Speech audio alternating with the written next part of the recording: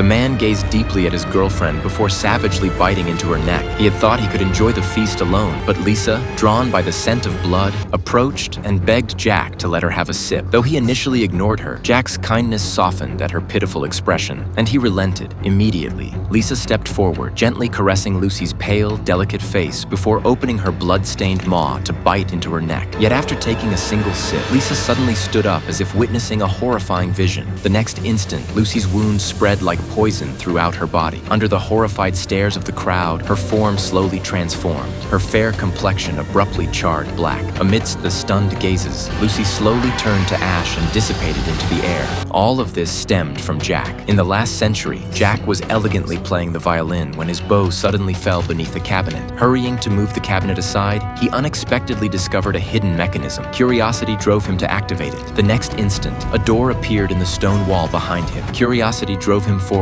once more. As flames slowly ignited the walls, a steel door ahead swiftly opened for him. Approaching, he found himself in an underground chamber. Two statues sat ahead, and his gaze locked onto the female figure. Staring at her lifelike face, Jack instinctively began playing his violin for her. As the music grew faster, the statue suddenly raised its right hand. Jack sensed danger immediately. He hurried forward for a closer look. Seeing the distinct veins, his vampire nature overwhelmed him, and he sank his teeth into her flesh. The next instant, his eyes turned a vivid crimson, and unable to bear the sensation, he collapsed to the ground. When he awoke, the butler had bound him. The butler explained that the two statues were the Vampire King and Vampire Queen. They were not dead, merely asleep, and that his reawakening would bring utter destruction upon the human world. When night fell, Jack awoke to find his bonds loosened. He immediately rushed back into the crypt, only to discover the statues had vanished. After an unknown period, the Vampire Queen suddenly appeared in a tavern, mercilessly burning everyone alive just to find Jack. Jack, unwilling to see humanity suffer such calamity again, quickly sought out the Queen. The next day, she summoned all the vampire nobles and publicly announced her intention to marry Jack, passing the throne to him. Ignoring the objections of the crowd, she extended her arm and allowed the man to drain her blood. But Jack, long disdainful of the Queen's ways, and attempted to drain her completely. The Queen sensed his intent, violently flung him away,